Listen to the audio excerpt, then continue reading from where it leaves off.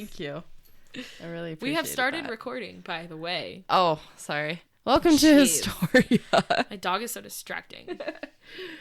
This isn't a show without pets. Yeah, we always have the pets interrupting us. That's the whole point of the show. We're at Kylie's house now. We are, and you guys let us know how you feel about the new sound system. No more of Ruby's feeder. Yeah. You won't hear Ruby's feeder. Oh, thank God. You'll probably hear Harley whining sometimes, but I'll try to, crop that out. But for the most part, I feel like we sound pretty good. I dig it. Yeah, it's very exciting. We don't sound like we're underwater, so. Yeah, I still sound nasally. Yeah, Jamie's still sick, but soon she'll be over that. Ooh, we'll see. How's your life going?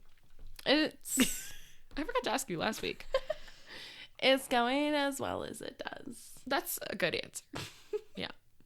I've been really into Disney fairy tale weddings.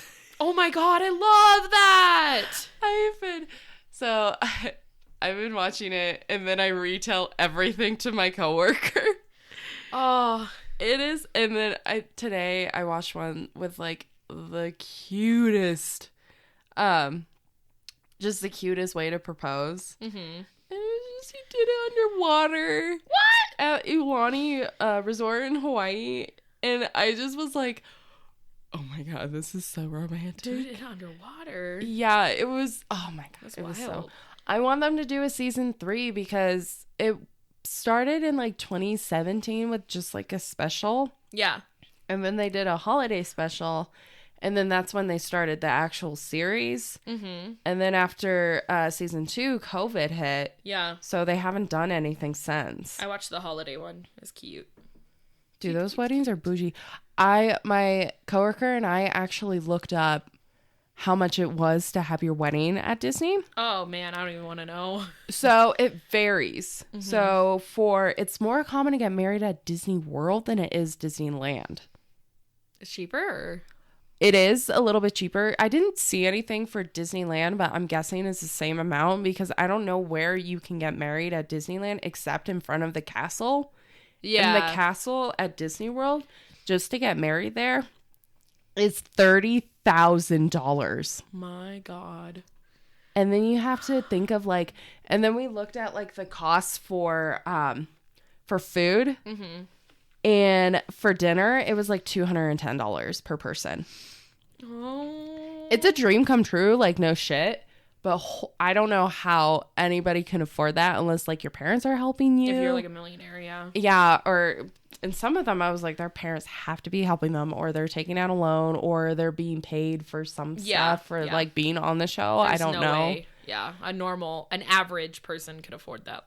Yeah, and then for Epcot, you can get married at and it's just throughout the different parks, you can get married at different areas, and they vary in price. Some are $5,000, mm-hmm. Some are $10,000, but they're very specific on the times that you can get married. So if you get married at the castle, you either have to get married at 6 a.m. or midnight. Oh, wow. Yeah. 6 a.m. I mean, I would rather get married at 6 a.m. than at midnight. See, I feel like midnight would be fun.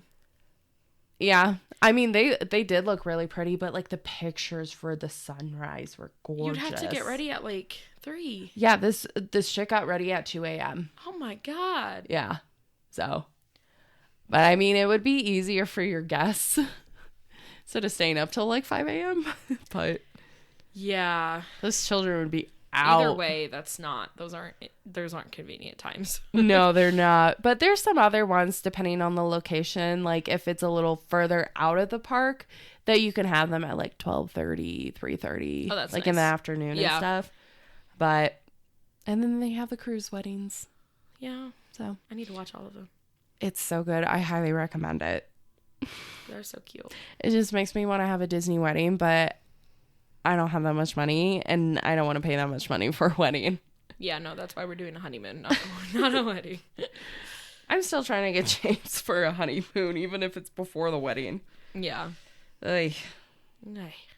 So, wedding season is coming up. Yay! I'm less than 3 months away. I'm like, woo! Ooh, what's happening.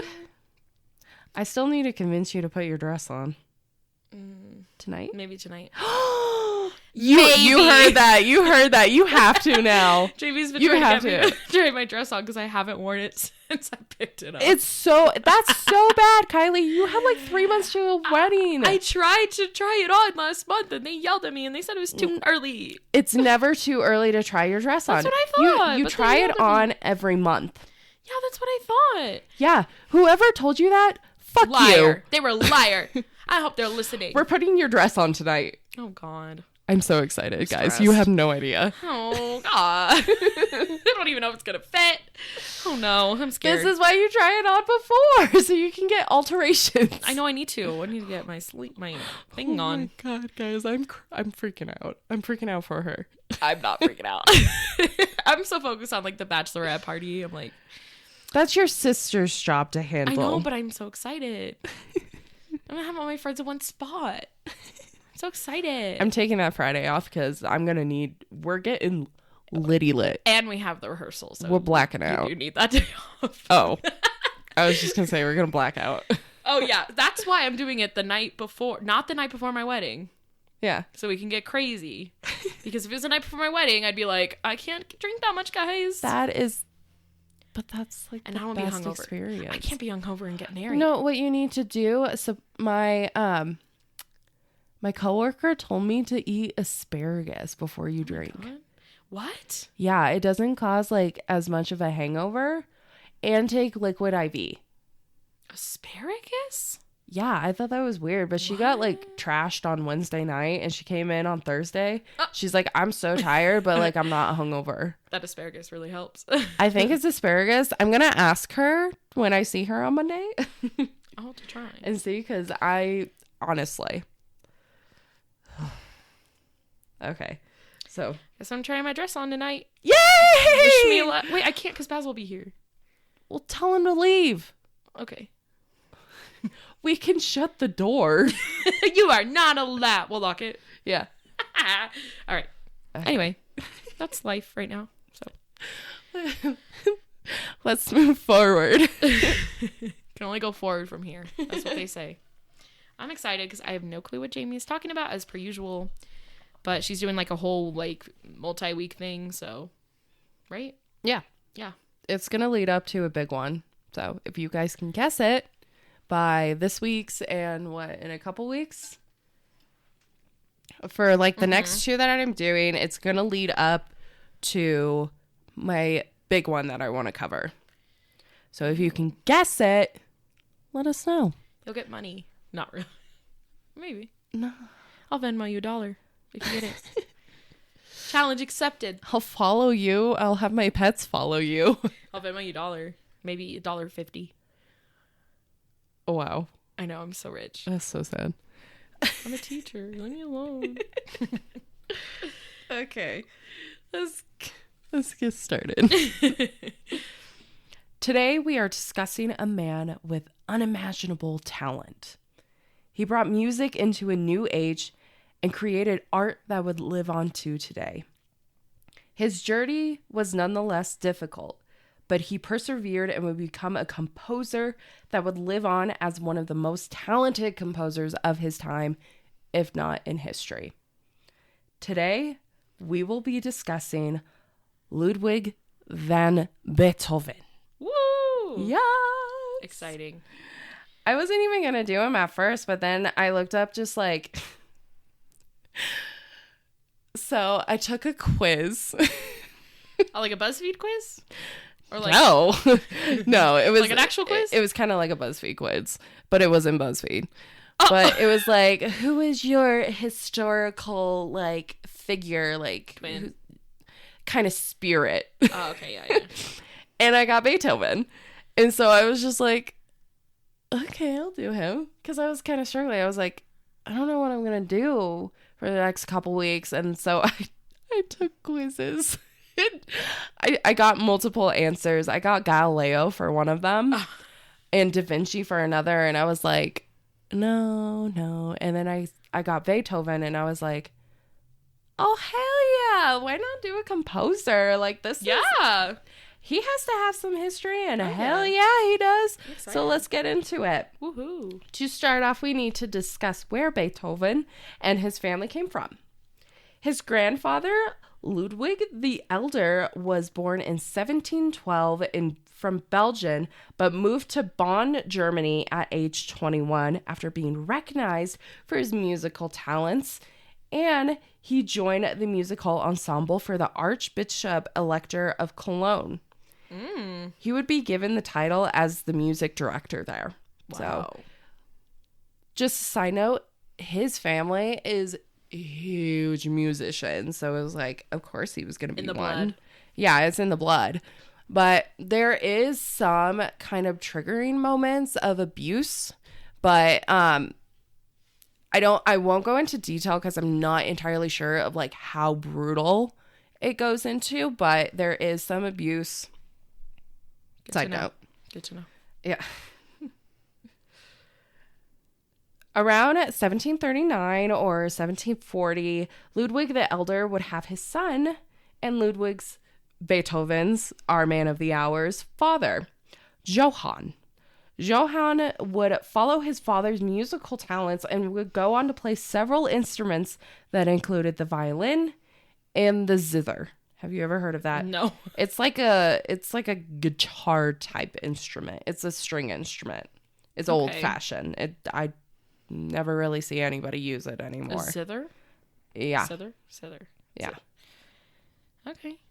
I haven't heard of that before, but I like it. Yeah, it's old school. Along the way of his rise in the music industry, Johann would meet Ludwig's mother, Maria Magdalena Keverich, in 1767. Fancy name. Oh, yeah. I didn't really say what she was. Like, I couldn't really find of, like, what she did. But then again, it was like she's a woman. So Yeah. she probably wasn't doing anything. Makes sense. Oh, God. The two would go on to have 7 children. But unfortunately, only 3 would survive into adulthood. But you have to think, for the time, child mortality rate was very low. So you have so many children because you know that They're not going to make it. exactly because diseases were a thing, more common than not. But it's just like raising a child like that, and it was so much more common too for women to die during childbirth too. So, Oh, at least they had. You say 3 or 4? 3. 3. Yeah, Survived. they were all men. Oh, gross. The children who survived were Caspar, Nicholas, and of course Ludwig. If you do not know by now, Ludwig was named after his grandfather. No way. Wow. He was the eldest of the 3 that survived, and Ludwig van Beethoven was born in the middle of December in 1770 in Bonn, Germany. The day is determined either the 16th or the 17th of December, and I'm going to explain why. Okay. Sounds good. The reason why there are 2 dates is that during this period and before even going into like the 1900s, like early 1900s, is that birth certificates weren't really a thing. Yeah. But a baptism record was. Okay. Baptisms would take place pretty quickly, like 24 hours like after they're born, quickly. Like they would be pushed out. If mother died, they were like, okay, we got to get this child to a church. Yeah. We got to baptize him or her. And they would do this was that the parent would relax knowing that if their child did die within that 24 hours or so, they would know that they would go to heaven. Okay. Gotcha. Yeah, so as long as they're baptized, like, I know my child is dead, but I know that they're in heaven waiting for me for when I go. Gives them peace. Yeah, but like if their child like dies immediately as like a stillborn or stuff, they're probably like, this child is damned. Because they didn't have time to be baptized. Exactly, which is really, really unfortunate and sad. Yeah. So, long story short, his baptism record was made on the 17th of December, but he could have been born on the 16th. It's really undecided. Yeah. So, it's just whatever record they have. Following in his grandfather's and father's footstep, it was found at an early age the musical talent Ludwig had. They were just like, what? He's like us? Oh, we got to use this. And he's the eldest too, so they're going to put all of their focus onto him. Yeah. So, they're like, one of us.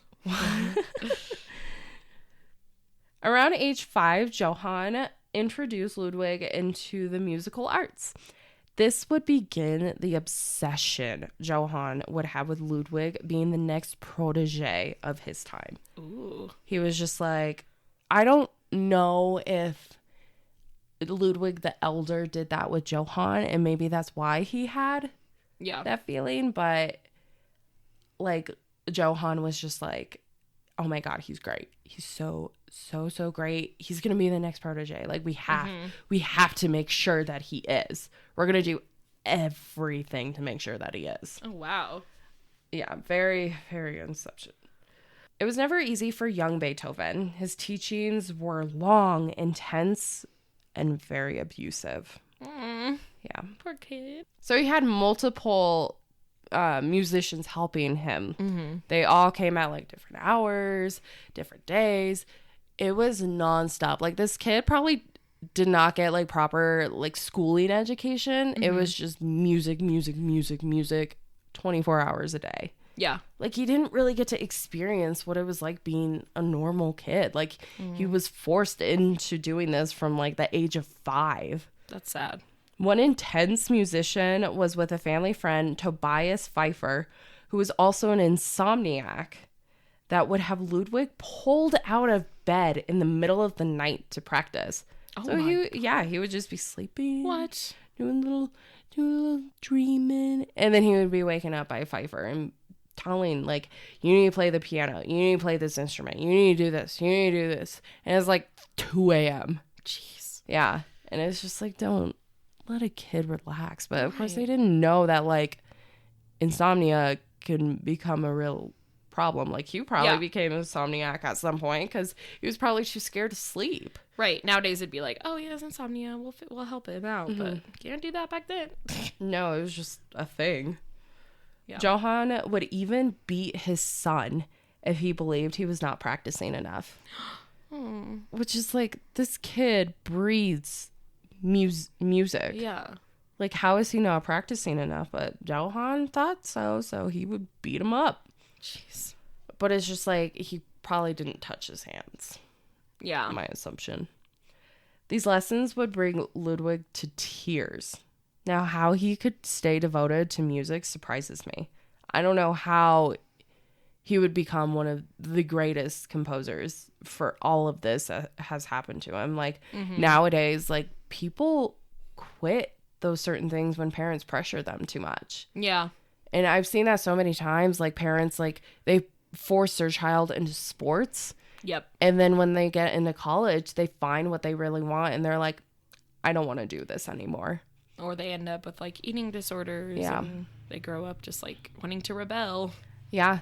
And that's like a very high thing of, in one of my sociology classes that we talked about is that a child is going to tend to be more rebellious if you're forcing them to do whatever. Yeah. Or just making, they're more likely to go through a rebellious stage than if you're letting your child like do stuff on occasions, but communicating with them. Yeah. So if you're being overly strict, it's going to bite you in the back. Okay.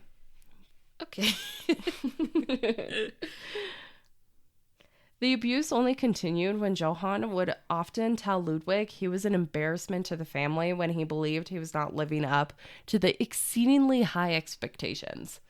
So anytime he would like miss a note or something, he'd be like, oh my God, Ludwig, you are just an embarrassment. Like, how dare you? That's so sad. Yeah. And like, of course, he wants to be a good son. Yeah. But it's just like, how do you do that when your expectations are so high that like nothing is good enough? Right. So it's like, I get that you want your son to be the next protege, but he can't do that if you're stressing him out to the point where he just is crying all the time. Right. Jeez. Yeah, that's horrible. Yeah. Beethoven would still go on to perform his first public show in 1778. So he was very young at this age when he did his first public appearance, and people were like, oh my God, this is just fantastic. Like, this kid is great. 2 years later, Beethoven would start to study under a composer named Christian Gottlob Neff. This would begin Ludwig's interest into the composer side of music. So instead of just playing, doing his thing, he was just like, I like all the things, like adding it all together and creating something. He's like, this is really cool. So he liked that aspect instead of just sitting there just playing. He wanted to guide everybody else playing, which is, it's hard to be a composer. Like, that's a tough position to be in. Crazy stuff. 3 years into studying with Neff, Beethoven would construct his first 3 piano sonatas. Sonatas? I think it's sonatas. Yeah. I never played piano. I play violin. He was only 13 years old when he did this. Oh, wow. Yeah. Dang. So he was so young. After this exposure and being written into the press, Beethoven was hired to be a musician at the court chapel. The next 6 years, there was really no work to be made by Beethoven, as this could have been like a time where he was growing up, doing his job at like the chapel, just kind of trying to find himself in his love for music. Because I feel like his father just like, in a sense, kind of made him hate it. And I feel like just break of like not really doing anything except just the same thing was him trying to find himself in a sense. That's what I'm thinking. Yeah, definitely. That's what I think too. Gotta do it somehow. Exactly. It was in 1787 Beethoven began his journey to Vienna to meet the one and only Mozart, because he started to like make connections and stuff, and like Mozart kind of heard word of him and was like, this young kid is like really good. Like, I want to meet him. And so he was on his way to Vienna. There is no definitive proof that I could find that he actually met Mozart. Yeah. But he was definitely on his way to go meet him. If they met him, there's like no records really of them like conversing, like doing stuff. But like having those two, like some of the greatest composers of time, like, oh man. But he never met him because he got word suddenly that his mother had died. Oh, while he was on his way? Yeah, so he had to turn back and go home. Now, Beethoven would return home to take care of his younger 2 siblings, Nicholas and, did I say Klaus? Casper. Sorry. Casper. I was thinking Klaus. I was thinking of American Dad for some odd reason. I don't know how I forgot Casper's name, because when you said it earlier, I was like, Casper, that's cute. No, it's not Casper. It's That's what you said earlier. Oh shit. What is it? It is Casper, because I was still on Klaus for some odd reason. So it's Casper and It is Casper. Nicholas. Oh my God, what is wrong with me? It's okay. We got it figured out. So he would return home. Now, Johann, at this point now, was a major alcoholic and would eventually lose his job and really any income the family had, to which Beethoven then had to pitch in because he was the eldest, and he was like, Dad can't even function. Like, his dad still got like a pension for his job that he had, but they're like, you're no longer needed. Yeah. And so Beethoven was like, well, we got to keep this home. I got to take care of my siblings because my dad isn't going to do it. Johann wasn't going to do it. Right. Like, this dude could probably barely walk because he was so drunk all the time. So that's horrible. Not only raising his younger brothers now, Beethoven was teaching music lessons that he did not like doing. He did not like to teach music lessons. He wanted to create. He didn't want to teach. Makes sense, yeah. Yeah. And he was also playing in an orchestra in Bonn. So he was pretty much just like making ends meets for the time. Doing what he had to do. Yeah, because I think his brothers were a pretty good age difference than him. So they were all like in their like early teens and stuff, and he was about like what, almost 20 now. Mm-hmm. So between the cares of his brothers and working, Beethoven was also creating now.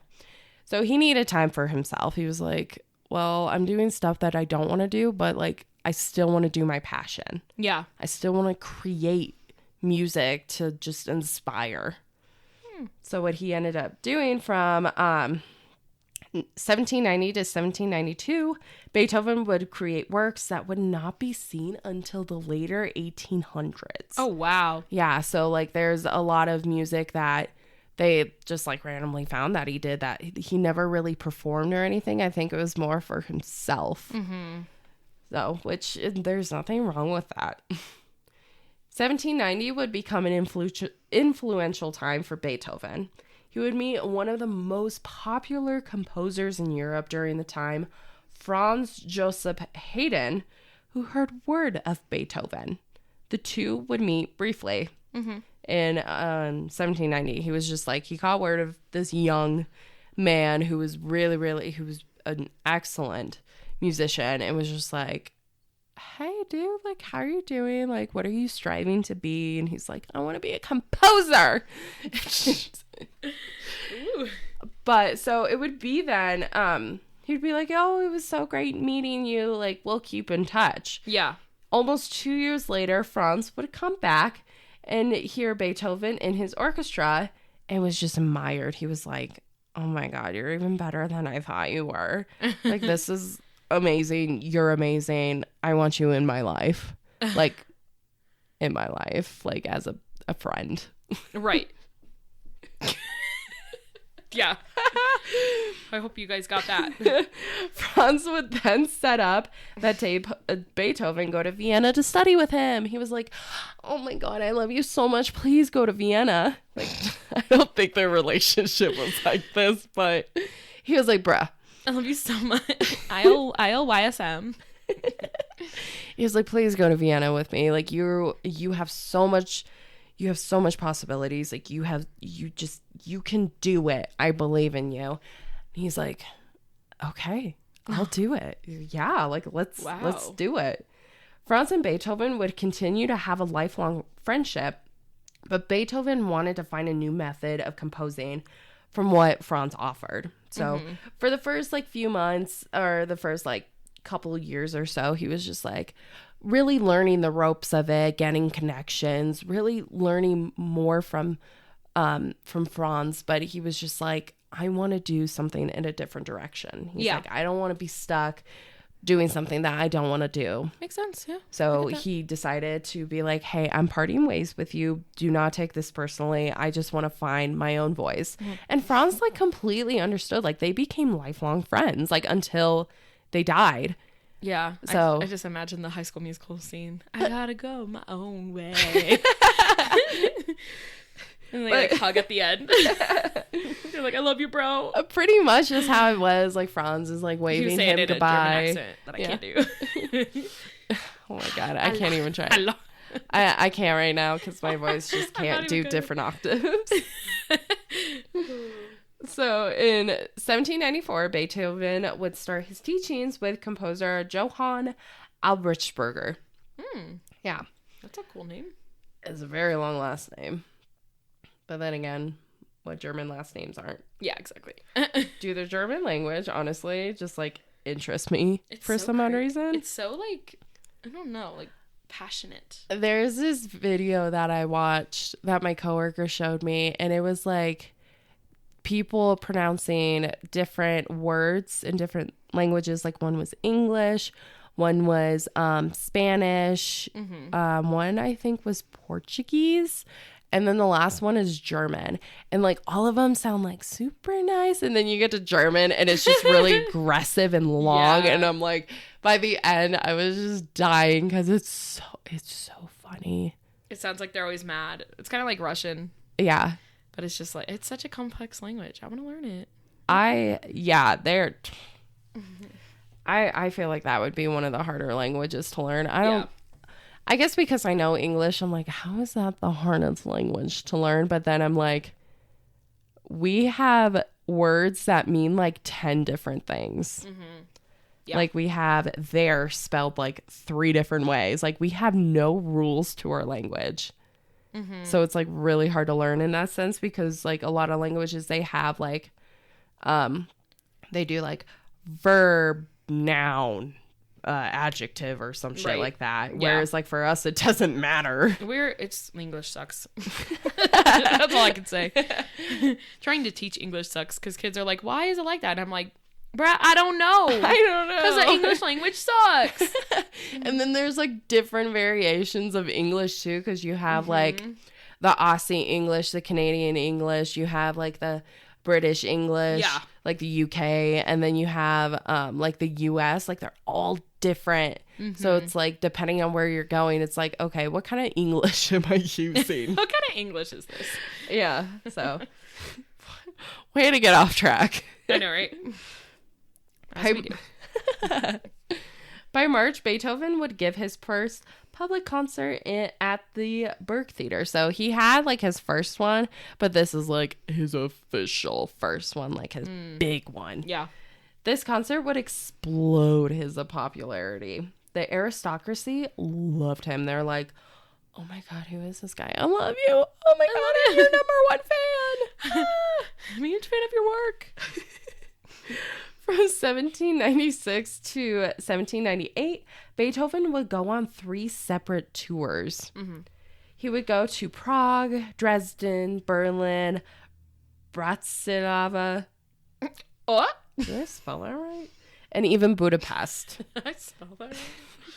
His name was becoming so popular and he was becoming financially stable that he decided to freelance in Vienna, which is not a common thing to do for musicians during this time, or even composers, because it was really hard to make a living being like a composer if you weren't doing good. But for him, he was just like, whatever, I'm just gonna freelance with my music, do what I want.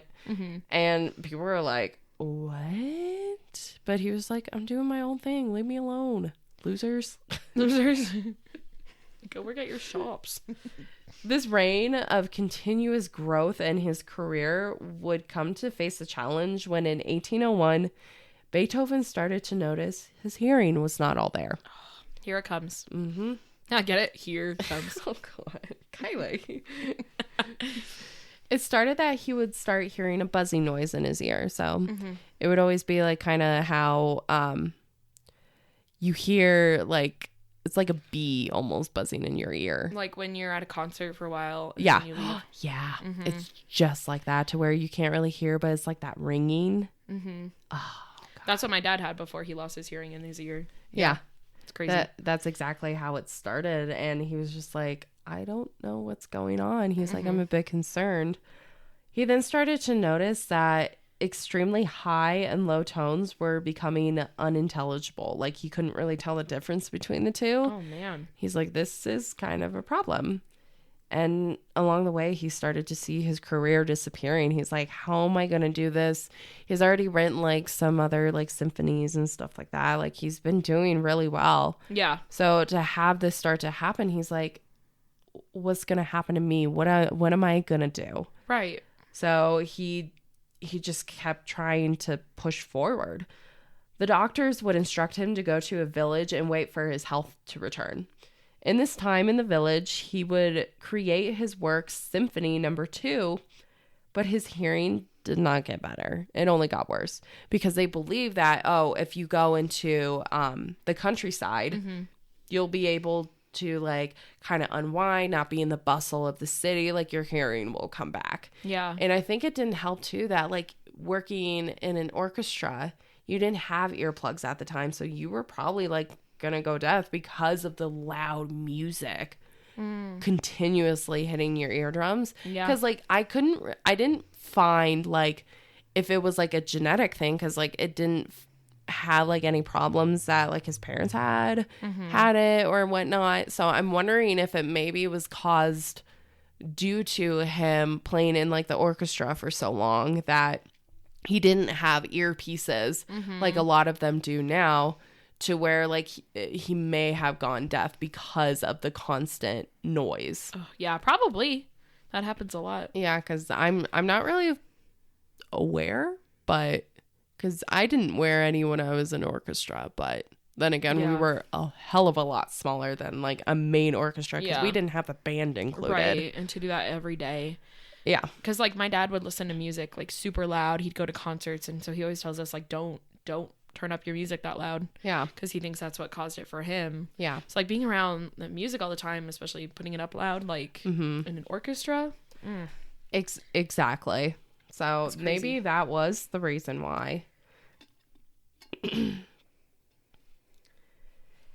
As his hearing only depleted, Beethoven only pressed further into creating what he knew as masterpieces. Like, he was just starting to pump out as much as he could, but actually do like a quality job at it, because he wanted to hear what he created, but eventually he would not. But he would use like the vibrations and stuff to help guide him. Yeah. Impressive, by the way. He would go on to compose Symphony No. 3 in E-flat major, also known as Eroica. He actually decided to dedicate the song to Napoleon Bonaparte and the French Revolution, but he would quickly retract this when discovering that Napoleon claimed himself to be an emperor, the Emperor of France. He was like, I put lol. Like, shit, why'd I do that? Yeah, because like a Bonaparte was just like, yeah, let's go French Revolution. Like, no more monarchy. And then he's like, guys, I'm the emperor. And then so Beethoven was like, dude, what the fuck? Like, I thought this was a revolution and you just want to take charge now? Like, okay. Of course. Classic. Over the next several years, Beethoven, with his loss of hearing, would press further into composing his works and creating even more masterpieces. In December 22nd, 1808, Beethoven would compose his famous Symphony No. 5 in C minor. Soon after, he would create Symphony No. 6, also known as the Pastoral. His work spoke of nature and captured the Romantic era that would make him one of the most influential composers. So, because I haven't listened to any, I used to listen to a lot of classical music when I would write my papers for my final papers and just like papers in general in college, because for classical music, you can't really like bop to it because there's no lyrics for one. And the inconsistency, a lot of like the music and stuff, it's not repetitive. So it's just like it has like a nice flow. It's chaos, but in a flow. Yeah. And honestly, it helps me focus. So I listened to some Beethoven, and I was going to listen to some, but it was like super hot out today. And I was like, would I rather listen to A Day to Remember or... The weather made you rethink your decision? Well, yeah, because I had the windows down, and I was like, do I want people to hear screamo music or classical music? And I was like, people just walk by and it's like dun dun dun dun dun dun. I mean, for what I wore today, it would be fitting, but I was like, let's go screamo. So that's what I did instead. Emo Jamie, back at it again. Hey, the music will forever be a part of me. It's fair. The continuous creation of work would eventually stop when in 1815, his brother Caspar died. No, not Caspar. I know. The one that I can now remember his name.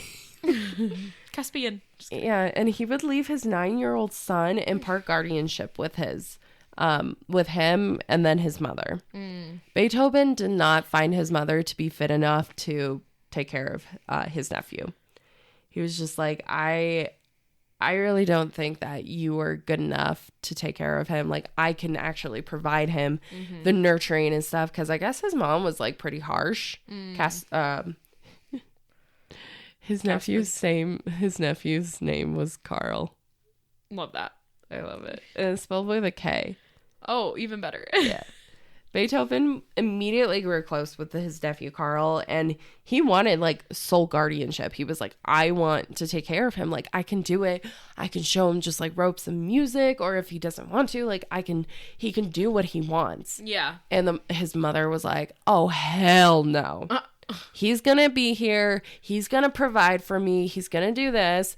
And Beethoven was just like, no, he needs to do what he wants to do. Like, just let him be. And she was like, no, we're going to court. Oh. Yeah. Okay. Now, they would go to court for like custody, and it was very harsh and it was very insulting. Like, the two did not get along. Like, they were constantly belittling each other, insulting each other. And the two, and Carl's mom would even claim on how could a deaf man raise a child? She was like, how could he do it? Like, why? He's not incompetent. That's what I'm saying. I was like, yeah, he won't be able to like hear, but that doesn't mean that he can't take care of a child. But Yeah, that's that was dramatic. like her. I didn't see if he actually won the custody battle, but I don't think he did, because he was in a very depressive state during this time. Like, he couldn't focus on his work. His hearing was getting worse. He was just very sad, and it would lead to illnesses. Like, he would get sick, very common. That's so sad. Yeah. His final symphony would be in 1823 for his work of the Ninth Symphony.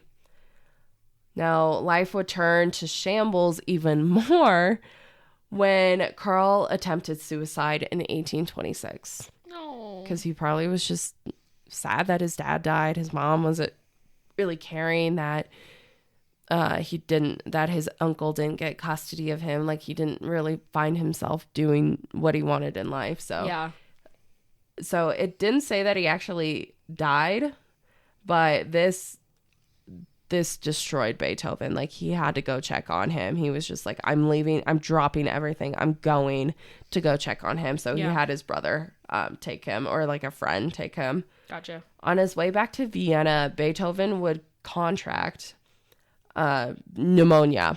Oh, no. Which is really dangerous in that time, because there was no way to beat it, really. Yeah. You kind of just had luck on your side if you survived, which he did. But like a lot of people during this time, if you had pneumonia, you just were never the same after that. And that was Beethoven. He just, after he beat pneumonia, he was just, he couldn't hear anymore. He kind of just like became, what's the point of life? He kind of got into that phase of just like not really reacting to anything anymore. He kind of just was like, I'm good. I lived my life. I did what I wanted. His health continued to plummet as he would contract cirrhosis of the liver. Yeah. Jesus, he can't catch a break. Honestly. And he would have 5 operations just to drain liquid from his body as it was getting like really bad. Oh, jeez. And he knew his time was short. Yeah. So he created a will and made Carl the sole beneficiary of everything that he had. Probably rich. I mean, he was probably doing well off. Yeah. But he was just like, I know that my time is short, so my nephew, because he didn't marry, he didn't have any kids to his himself. Mm-hmm. So he was just like, my nephew. Like, I love my nephew so much. He's gonna be next in line for whatever I have. Wow. It was March 26th, 1827, that Ludwig van Beethoven would die. Yeah, it was a sad day for everybody, especially in the next like leading months or so. People were absolutely devastated. Thousands of people that worshipped his music was devastated by this loss of a man. Dang. Yeah. Thousands would continue to mourn his death, but his music would live on. Beethoven, he was moody, he faced abuse, and even went through the loss of hearing. But the music he created comes to many now as brilliant and unforgetting, because I don't blame him for being moody. I don't blame him for having attitude or giving some people sass. Like, he went through a lot. Yeah. And the fact is that he probably just like a lot of musicians is that they wanted to focus solely on their creation and having like other people ruin that focus. And I think that's why he never married or have kids, is that he wanted to, honestly, I think it was just being petty so the line would stop. Either way. Even though Casper would have a kid. Yeah. But Good old Carl. But I think just with Beethoven, he was just like, I just want to focus on me, which is nothing wrong with that. Like, no, you go, no. dude. Yeah. But like, for how you reacted for some stuff, like, I don't blame him. But like, going through like the last few years, man, that's rough. Like, I can't imagine. Yeah. So that is Ludwig van Beethoven. He was really fun to study because I honestly didn't really know much about him. So I knew about the death thing. The deaf thing. Yeah. Not the deaf thing. I knew he died, but Mozart's blind, right? Is he? I'm gonna have to do him next. I wanted to do like a whole composer series, but I was like, that's too much music. I need to do I need to spice something up. Well, we'll cover Mozart eventually. Oh yeah, I want to do like a bunch of different composers because they have very interesting history. Yeah, they all do. They all have very fascinating backgrounds for sure.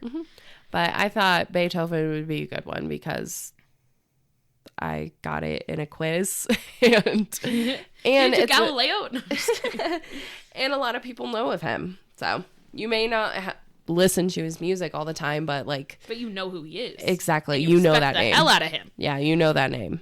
So, thank you. Yeah, thanks for listening. Where can you find us? You can find us on. Wait, we forgot to say what we learned. Oh, what did you learn? This is an educational podcast. Okay. Yes. So I learned that even when society tells you no, and when people tell you no, you go for your dreams, even if you may not make any money from it Or forced into it. Right. Yeah. I'm just glad that he still found a passion into music, even though, like, I think if his father didn't pressure him as much, I think he would have still loved it. Yeah. But just in a like, different way. Yeah, I think he would have enjoyed it a hell of a lot more. Yeah, for sure. But I still find it to like be his number one passion. Yeah. So cool. Now you can ask me. Oh, where can you find us? You can find us on Instagram and Facebook and TikTok and YouTube at Historia the Podcast. You can send us an email at historiathepodcast@gmail.com. Yay. Thank you for tuning in. We'll catch you next week. Yeah, and please send us topic requests. Whatever you want us to talk about, we will do. Yeah, because we'll do them. Yep. I mean, I'm always looking for a good research topic. Yeah. I like researching. I get way too into it. Should we take a break from recording and try on the dress? Yes! I'm so excited! We'll let you guys know how it goes. Yes! We'll catch you next week. Bye! Goodbye.